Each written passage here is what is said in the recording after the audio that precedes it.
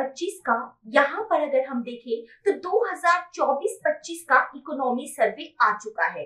किसी भी देश की इकोनॉमी का सबसे बेस्ट वे अगर मेजरमेंट करने का हम कोई तरीका देखें तो वो तरीका होता है वहां का इकोनॉमी सर्वे, आर्थिक सर्वेक्षण, जो देश की अर्थव्यवस्था की समग्र स्थिति कंप्लीट वे में यहाँ पर उसका मूल्यांकन करता है, उसको इवैल्यूएट करता है। यहाँ आपके मन में एक प्रश्न जरूर आया होगा कि यहाँ हम 2025 में इकोनॉमी सर्वे को 2024-25 क्यों कह रहे हैं। जी हाँ, इसके पीछे की भी कहानी है और क्या इकोनॉमी सर्वे कैसे हमारे एग्जाम के लिए इंपॉर्टेंट है, इस सारी डिस्कशन करेंगे हम आज के इस वीडियो में। नमस्कार दोस्तों, मैं सोनम पाठक स्वागत करती हूँ आपका चहल एकेडमी के इस प्लेटफॉर्म पे, जहां आज हम देखेंगे इस पूरे इकोनॉमी सर्वे से निकलने वाले वो सारे इंपॉर्टेंट बिंदु जो ना केवल हमारे एग्जाम के लिए इंपॉर्टेंट है, अभी तो वैसे भी यहाँ पे क्या इसमें बातें की गई है, उन्हें हम कैसे आसान भाषा में समझ सकते हैं, इसको यहाँ पर हम जानने का प्रयास करेंगे।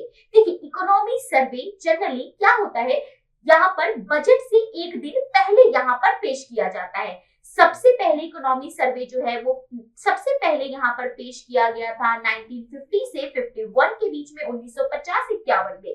उसके बाद यहाँ पर ये पहले बजट का ही एक अंग हुआ करता था। बट 1964 में क्या हुआ, 1964 में से ये परंपरा चली कि भाई जिस दिन बजट पेश होगा उससे एक दिन पहले हमारा सर्वे जो है वो यहाँ पर जारी किया जाएगा। होता क्या है ये, तो ये एक एनुअल रिपोर्ट है, एक वार्षिक विवरण है जो यहाँ पर सरकार की यहाँ पर क्या बताता है, इकोनॉमी में क्या सरकार ने प्रयास किए हैं, उस इकोनॉमी की क्या ओवरऑल सिचुएशन है, कैसी परफॉर्मेंस है और भविष्य में हमारी क्या नीतियां हो, उन सारी चीजों के बारे में ये हमें डिटेल वर्णन देता है।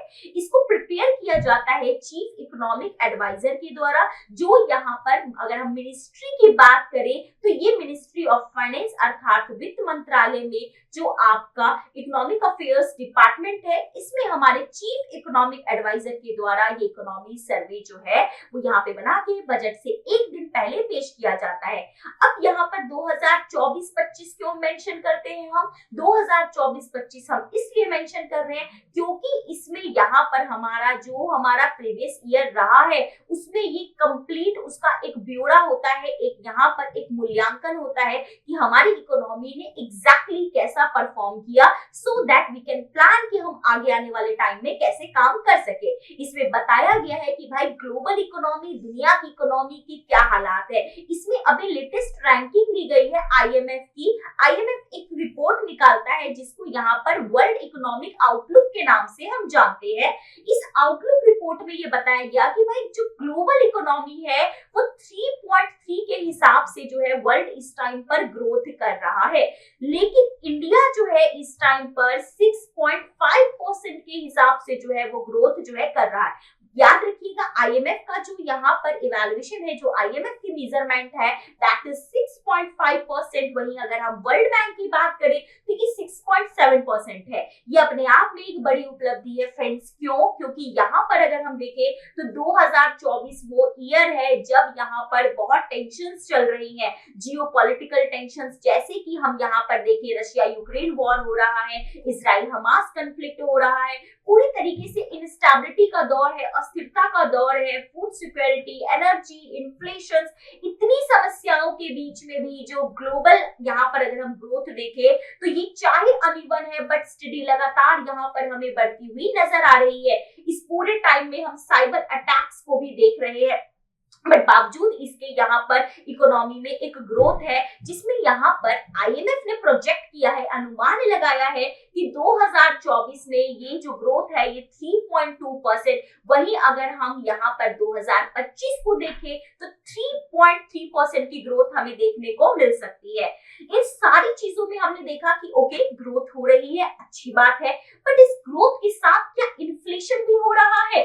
देखिए, इन्फ्लेशन का क्या होता है मीनिंग, इन्फ्लेशन का मतलब होता है कि प्राइस जो है वो बढ़ रही है, कीमतें जो है बढ़ रही है।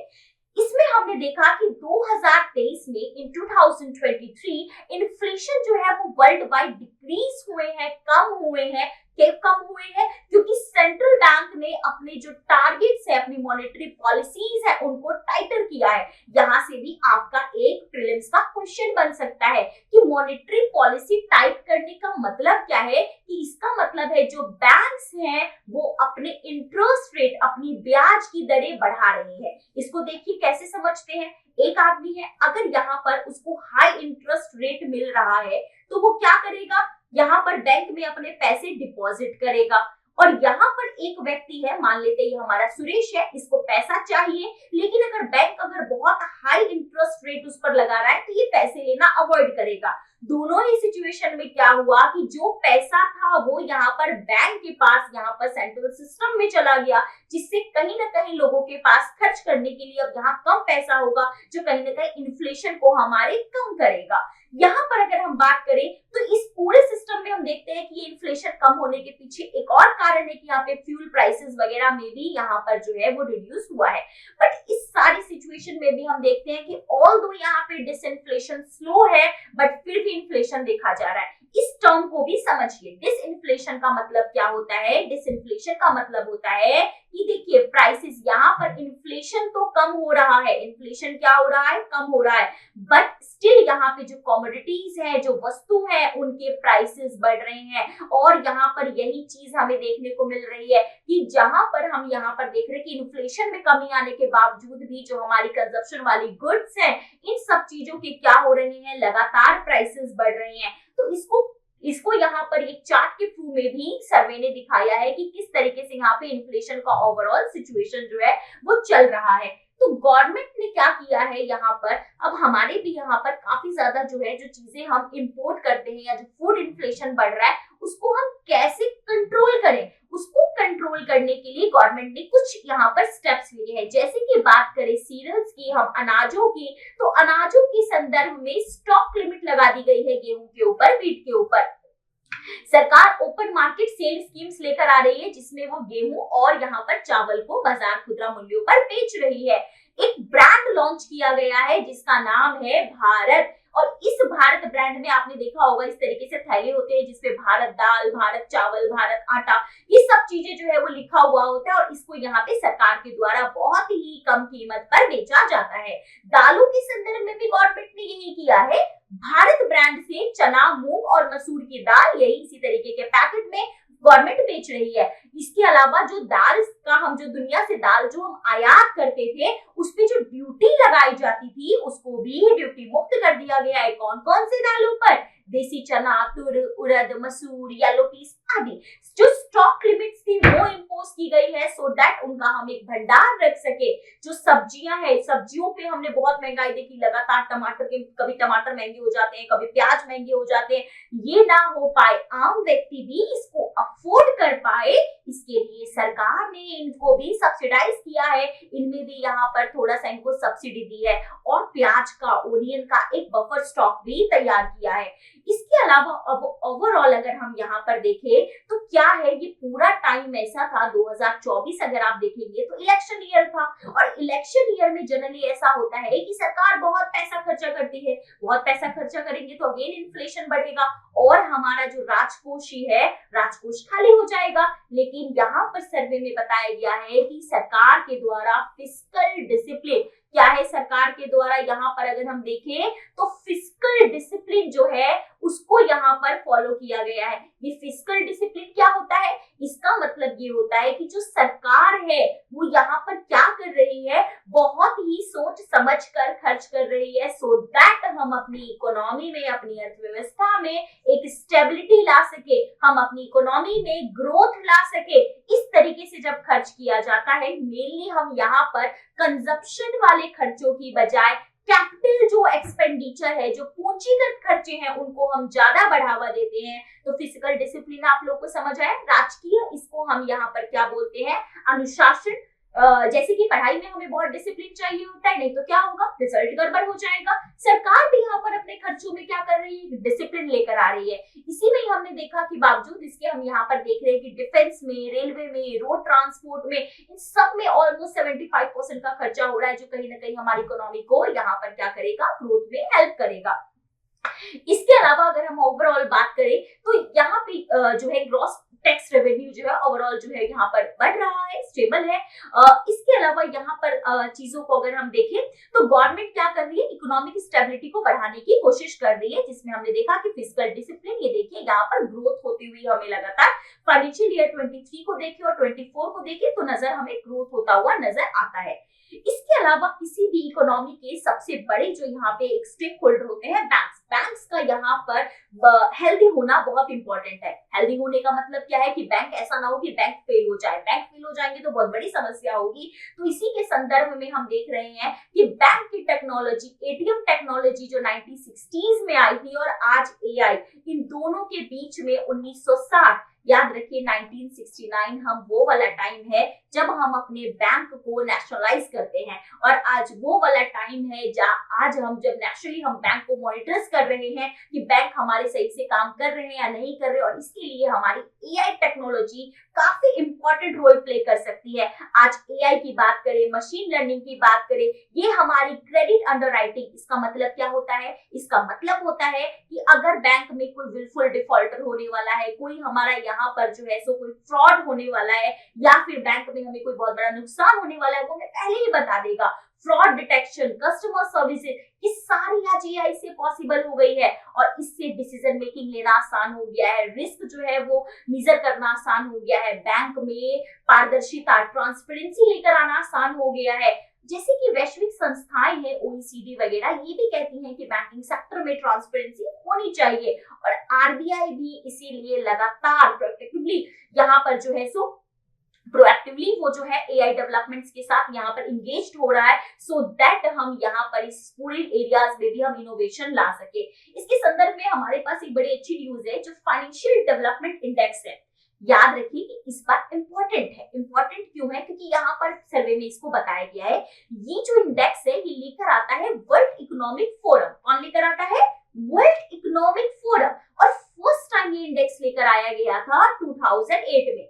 इसमें बताया गया है, इस इंडेक्स में क्या बताया गया है, इस इंडेक्स में दुनिया की जो देश है उनका फाइनेंशियल इंस्टीट्यूशन, वहां की जो वित्तीय संस्थाएं है, वहां का जो बाजार है, उसको ये मेजर करता है, मापता है, जिससे क्या हो सके, जो भी पॉलिसी मेकर्स है, नीति निर्माता है, रिसर्चर्स है, वो वहां के फाइनेंशियल हेल्थ को देख सके, वहां पे इकोनॉमी कैसे ग्रोथ करने वाली है, इस चीज को मेजर कर सके।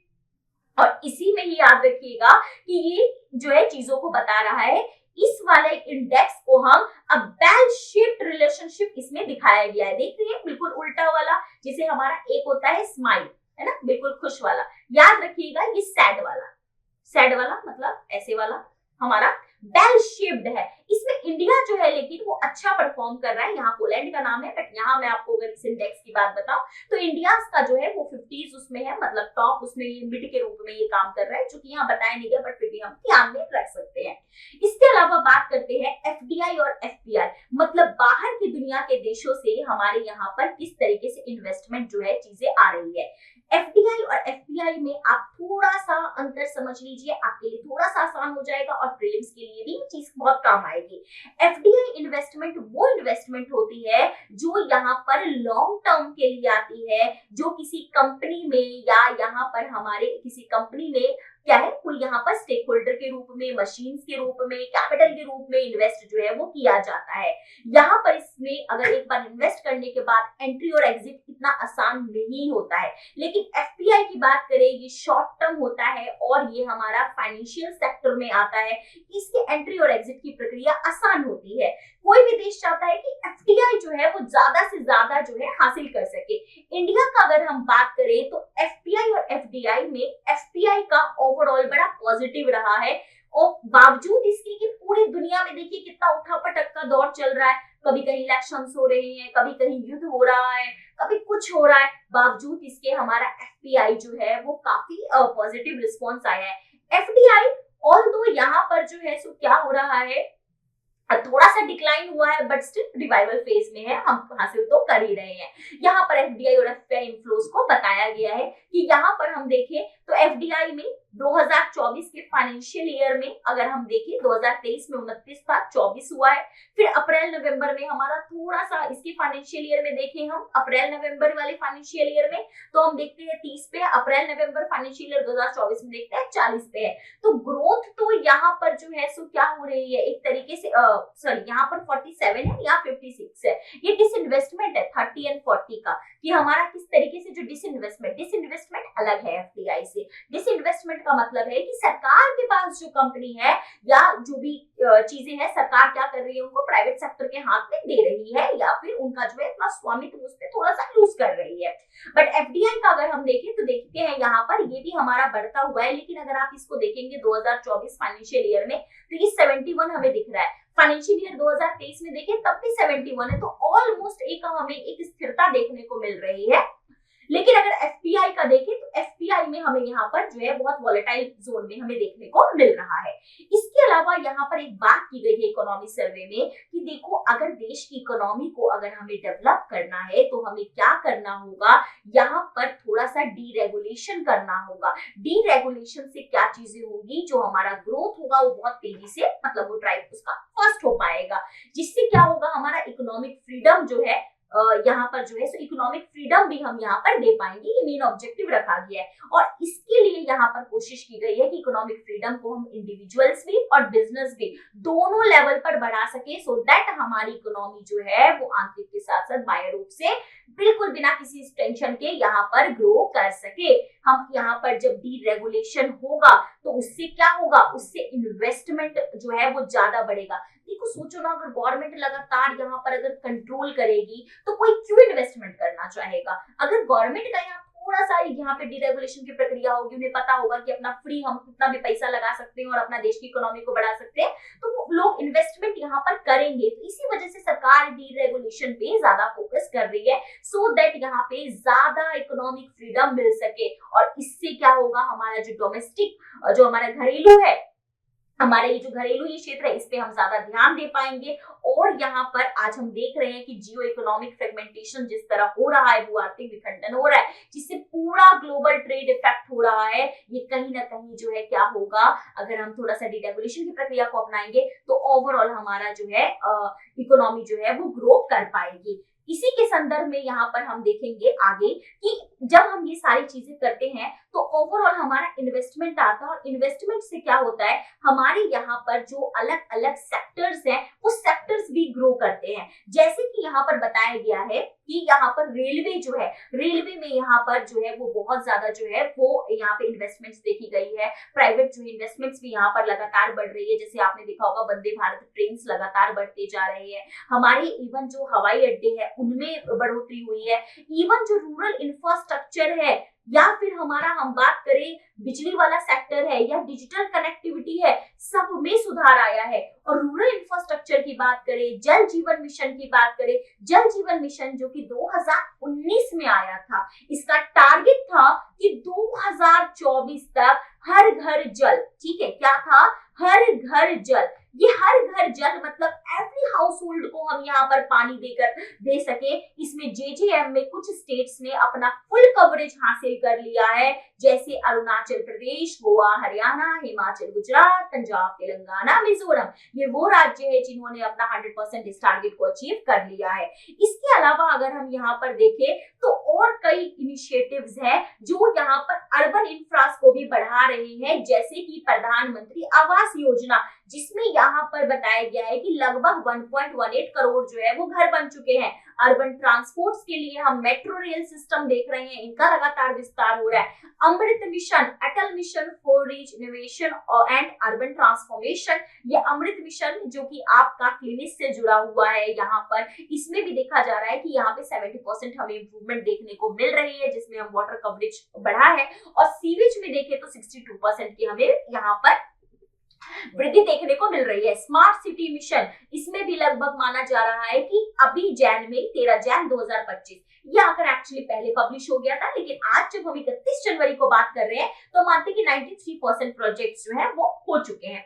इसके अलावा अगर हम यहाँ पर बात करें तो यहाँ पे बताया गया है कि देखो इस देश की इकोनॉमी में अलग अलग सेक्टर्स का रोल रहता है। एक रहता है हमारा एग्रीकल्चर, जिसको हम यहाँ पर प्राइमरी सेक्टर के नाम से जानते हैं। सेकंड सेक्टर होता है हमारा सेकेंडरी सेक्टर, जिसको हम यहाँ पर, जिसमें मैन्युफैक्चरिंग पे मेन फोकस किया जाता है। और थर्ड सेक्टर होता है सर्विस सेक्टर, जो हमारा क्या कर रहा है यहाँ पर, हमारे पूरी देश की इकोनॉमी में अभी सबसे ज्यादा जो कोई ग्रोइंग सेक्टर है, दैट इज सर्विस सेक्टर, मतलब यहाँ पर सेवा क्षेत्र।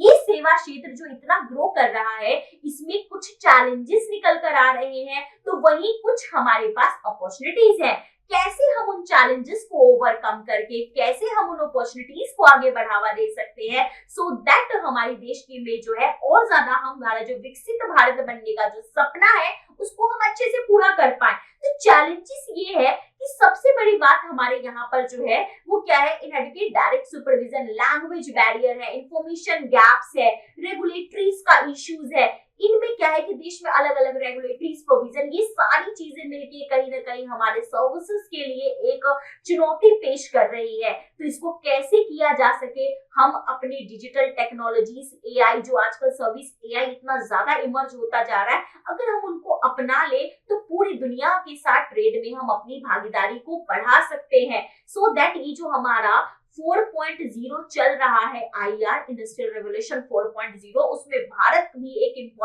अपना इम्पोर्टेंट रोल प्ले कर सकता है। तो इससे कैसे होगा, कैसे कब होगा, जब हम इस डिजिटल रेवोल्यूशन में स्किल गैप को पूरा कर पाएंगे, हम यहाँ पर स्किल एजुकेशन दे पाएंगे, रिफॉर्म लेकर आ पाएंगे, रेगुलेशंस जो है पहले से चल रही है उसमें कुछ रिफॉर्म लेकर आया जाएगा।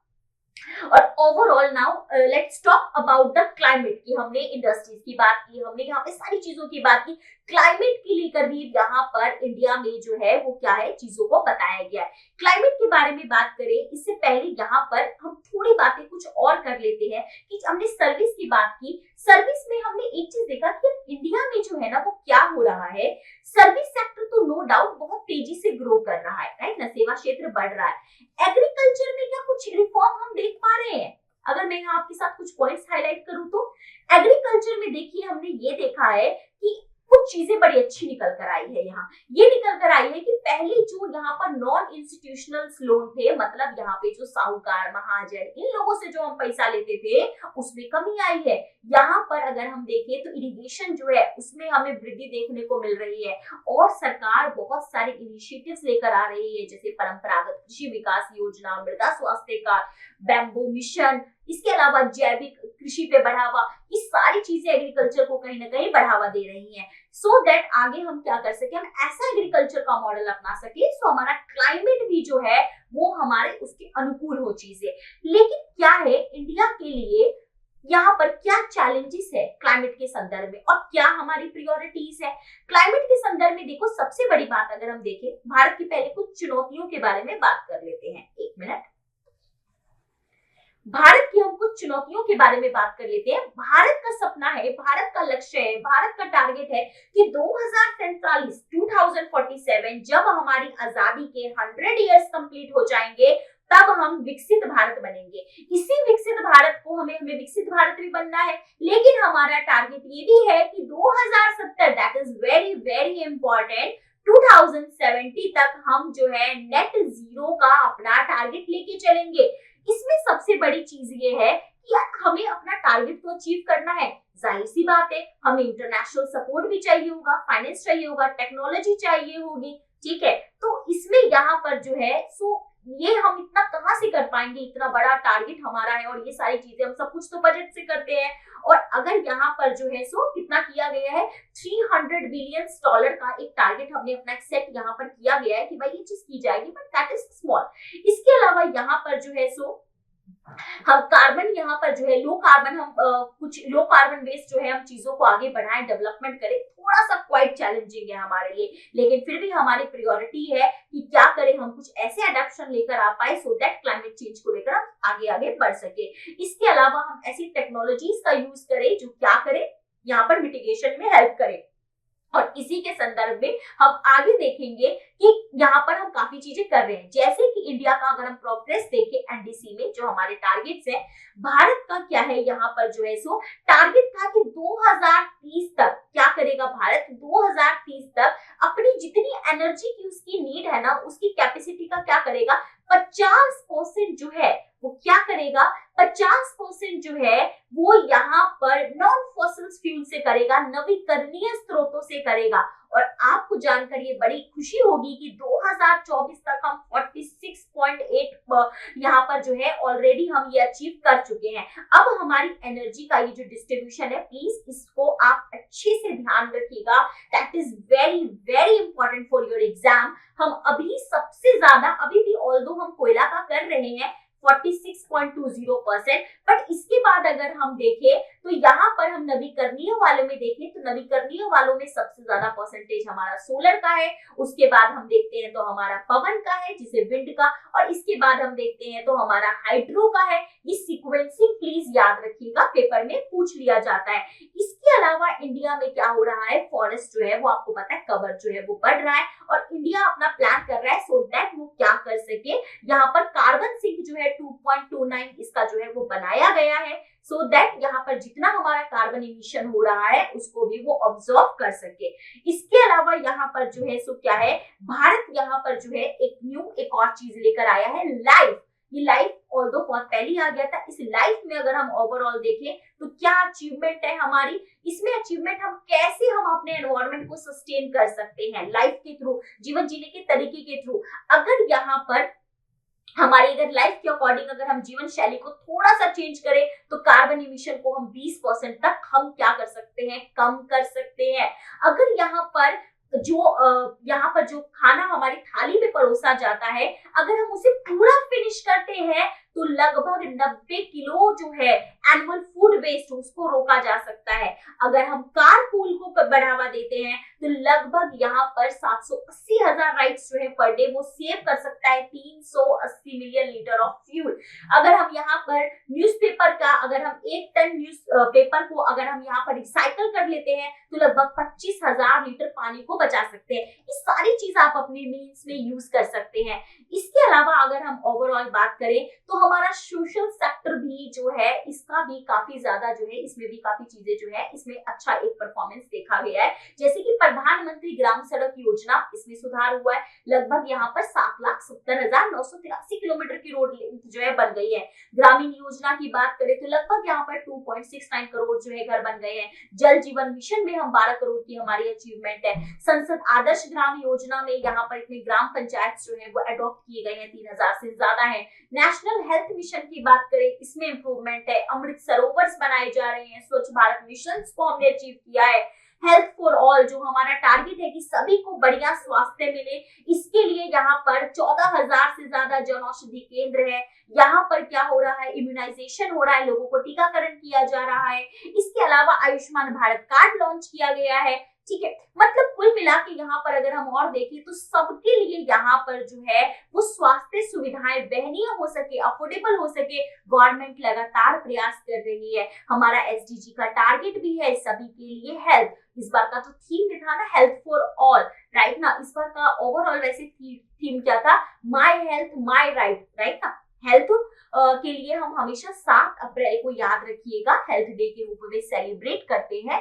तो जो 2000 यहाँ पर अगर हम बात करें 24 की थीम थी माय हेल्थ माय राइट, तो उसमें भी यहाँ पर अगर हम बात करें तो हेल्थ के लिए गवर्नमेंट ऑलरेडी बहुत ज्यादा चीजें कर रही है, जैसे ई संजीवनी हो गया, यूविन पोर्टल हो गया जो यहाँ पर वैक्सीन को मॉनिटर करता है। आभा जो है इसके थ्रू आप डॉक्टर की ऑनलाइन जो है अपॉइंटमेंट ले सकते हैं। इसके अलावा पूरी इस सिस्टम में हम यहाँ पर बात करें, हेल्थ की बात कर ली हमने, इकोनॉमी के सेक्टर्स की बात कर ली, थोड़ा सा लेबर पार्टिसिपेशन की बात करते हैं कि यहाँ पर इसको कैसे बूस्ट किया जा रहा है। तो लेबर पार्टिसिपेशन में हम देख रहे हैं कि यहाँ पर हमें एक सुधार देखा जा रहा है, खासकर महिलाओं की यहाँ पर जो है वो भागीदारी बढ़ रही है, चाहे वो स्किल डेवलपमेंट की हो, ठीक है, या फिर यहाँ पर जो है क्रेडिट के संदर्भ में हो, या फिर उनकी द्वारा अपना इंटरप्राइजेस कुछ चलाया जा रहा हो, या फिर मार्केट सपोर्ट की हो। गवर्नमेंट के अलग अलग इनिशिएटिव्स आज वुमेन की भी पार्टिसिपेशन को बढ़ा रहे हैं, जैसे संकल्प डेवलपमेंट, पीएम कौशल विकास योजना, credit guarantee scheme, startup, PM guarantee scheme, PM micro यहाँ पे फूड प्रोसेसिंग स्कीम, आदिवासी महिला सशक्तिकरण योजना। ये सारी चीजें कहीं ना कहीं आज वुमेन के डेवलपमेंट को बढ़ा रही है, जिसे आप अपना मीन्स में यूज कर सकते हैं। इसके अलावा यहाँ पर क्या है कि इस पूरी इकोनॉमी में हम कैसे जॉब अपॉर्चुनिटीज को बढ़ा सकते हैं। जॉब अपॉर्चुनिटीज को बढ़ाने के लिए जरूरी है कि जो डिजिटल इकोनॉमी है, राइट ना, डिजिटल इकोनॉमी का हम यूज कर सके, सो दैट इंडिया जो है 2025 तक जो हमारा टारगेट है कि हम 1 यहाँ पर किसका हो जाएंगे, यहाँ पे हम क्या कर सके हैं, 2025 तक हम अपनी डिजिटल इकोनॉमी को यहाँ पर 1 ट्रिलियन का बना सकते हैं। ठीक है, इसके साथ हमारा ये भी टारगेट है कि इस पूरी इकोनॉमी में, इस पूरी जॉब अपॉर्चुनिटी में हम ग्रीन वर्कफोर्स बढ़ाएं। What do you mean by green workforce? इसका मतलब है कि जो एनर्जी का सेक्टर है, जो रिन्यूएबल एनर्जी का सेक्टर है, ऐसे सेक्टर जो हमारे एनवायरमेंट को प्रोटेक्ट करने में काम आते हैं, उन सेक्टर्स में हम जॉब्स को बढ़ाएं, जिन्हें हम ग्रीन जॉब्स के नाम से भी जानते हैं। और इंडिया का टारगेट है कि इस वाले सेक्टर में, खासकर रिन्यूएबल एनर्जी के सेक्टर में, हम यहाँ पर कितना 1.02 मिलियन 2023 में हम ऑलरेडी पहुंच चुके थे, इसको और आगे बढ़ाना है। साथ में गिग इकोनॉमी जो टाइम के आवर्स के बेसिस पे होती है, इसमें भी 2029-30 तक 2.35 करोड़ पहुंचने का एक जो है क्या है, एक प्रोजेक्ट जो है वो किया गया है। यहाँ पर अगर हाइड्रो पावर वगैरह के बारे में भी बताया गया है कि इंडिया जो है लगभग कितना करता है, पूरे वर्ल्ड में 20% जो है जॉब जनरेट करता है। लेकिन सबसे बड़ी प्रॉब्लम क्या है, जो इस इकोनॉमी सर्वे का जो लास्ट चैप्टर है, किस पूरे एआई एरा में, अभी का देखो, अभी का टाइम क्या चल रहा है, 21st सेंचुरी एक बार थी जो कि इंडस्ट्रियल रेवोल्यूशन वाली थी, और आज की जो टाइम है वो हमारी टेक्नोलॉजी रेवोल्यूशन वाली है, जिसमें एआई जो है वो अपना एक सबसे इंपॉर्टेंट रोल जो है वो यहाँ पर कर रहा है। जैसे पहले माना जाता था कि पहले का दौर था वो तेल का था, तेल कौन, किसके पास तेल के कुएं हैं, जिसके पास तेल का कुआं है भाई वो अमीर है। आज का टाइम ऐसा है, जिसके पास डाटा है वो अमीर है। इस डाटा एरा में, इस एआई एरा में, इस टेक्निक एरा में जॉब का क्या सीन है, इसके बारे में अगर हम यहाँ पर बात करें तो इसमें देखा गया कि भाई इस चीज में हमारे लिए अपॉर्चुनिटी भी है और चैलेंज भी है। अपॉर्चुनिटी और चैलेंज इस तरीके से कि अगर हमने अपनी टेक्नोलॉजीज को यहाँ पर अपग्रेड नहीं किया, सही से मैनेज नहीं किया, तो हमारे लिए बहुत पेनफुल सिचुएशन हो जाएगी। इसके लिए जरूरी है कि हम अपने लेबर मार्केट को क्या करें, यहाँ पर जो है सो लेबर मार्केट को बहुत मजबूत बनाए, उनको यहाँ पर उनको इंश्योर करें, उनको अपग्रेड करें, सो दैट वो यहाँ पर लॉन्ग टर्म में जो है वो यहाँ डेवलपमेंट में वो कर सके। इसके लिए गवर्नमेंट जो है वो क्या कर सकती है, ऐसा माहौल बनाए कि हम यहाँ पर क्या करें, लेबर रिप्लेस की वजह हम यहाँ पर लेबर ऑगमेंटिंग जो है उसको बढ़ावा दे। मतलब जो हमारा जो श्रम है, जो हमारा लेबर फोर्स है, वो उस चीज के साथ आगे जो है वो बढ़ सके। तो लेकिन प्रॉब्लम क्या है कि हमारे इस एआई में बहुत सारे चैलेंजेस है। चैलेंजेस है सबसे बड़ी बात भाई प्रैक्टिकलिटी, यहाँ पे व्यवहार्यता इसलिए क्योंकि यहाँ पर अभी भी बहुत सारे एप्लीकेशन, रिसर्च वगैरह चीजें चल रही हैं। विश्वसनीयता कि इस पे कैसे यहाँ पर ट्रस्ट किया जाए, कैसे यहाँ पर इसको सारी चीजों में जोड़ सके, चाहे वो हेल्थ हो, चाहे एजुकेशन हो, ये सारी चीजें। इंफ्रा पे हमें बहुत ज्यादा काम करने की आवश्यकता होगी, रिसोर्सेज यहाँ पर हमें बहुत ज्यादा लगाने पड़ेंगे, जिसका कहीं ना कहीं थोड़ा सा हमें गैप देखने को मिलता है, यहाँ पर इस पे व्यय में हमें कमी देखने को मिलती है। तो ये हमारा था कंप्लीट इकोनॉमी सर्वे। अब फटाफट इसको शॉर्ट में इसके की हाइलाइट्स को देखते हैं। तो इकोनॉमिक ग्रोथ 6.3 to 6.8 के बीच में प्रोजेक्ट किया गया है। यहाँ पर अगर हम लोग बात करें कि पूरी दुनिया में इतनी अनसर्टेनिटी के बाद भी इकोनॉमी ग्रो कर रही है, जो कि काफी तारीफे काबिल है। ओवरऑल देखें तो ये हमारा बैलेंस ग्रोथ है। एग्रीकल्चर जो है उसमें भी हमें ग्रोथ देखने को मिला है ड्यू टू खरीफ प्रोडक्शन। खरीफ वो वाली फसलें होती है जो यहाँ पर जून जुलाई में जिनको बोया जाता है और अक्टूबर में काट लिया जाता है। जिन फसलों को यहाँ पर जैसे कि हमारा है चावल, ठीक है, ये खरीफ प्रोडक्शन है, तो इसमें काफी ज्यादा वृद्धि देखी गई है। इंडस्ट्रीज भी लगातार रिकवर कर रही है और सर्विस सेक्टर तो हमारा वो कर ही रहा है।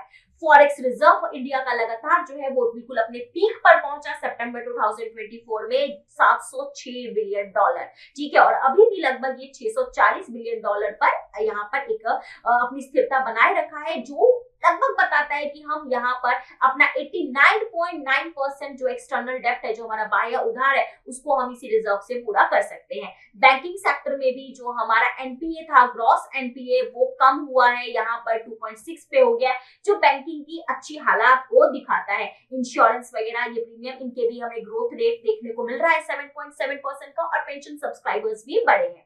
एक्सपोर्ट की बात करें तो भारत का एक्सपोर्ट जो है यहाँ पे 6% की ग्रोथ पे लगातार बढ़ रहा है, जिसपे हम देख रहे हैं 602.6 बिलियन का यहाँ पे हमने ग्रोथ देखा है।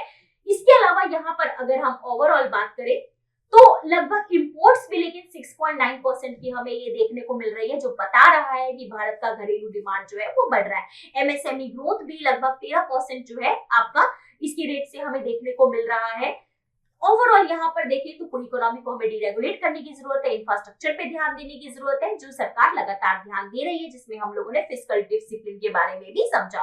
तो ओवरऑल इकोनॉमी सर्वे ये बताता है कि इंडिया की इकोनॉमी बहुत तेजी से, बहुत स्थिरता के साथ वेल परफॉर्म कर रही है, और बाकी इसमें जो है सो क्या है कि कुछ स्ट्रक्चरल रिफॉर्म्स की जो है वो जरूरत है, सो दैट लॉन्ग टर्म की हम इकोनॉमी को सक्सेस को हम हासिल कर सके। इस इकोनॉमी सक्सेस में आपको और वीडियोस के लिए stay tuned with this channel। यहाँ के लिए इतना ही है। Thank you very much. जय हिंद।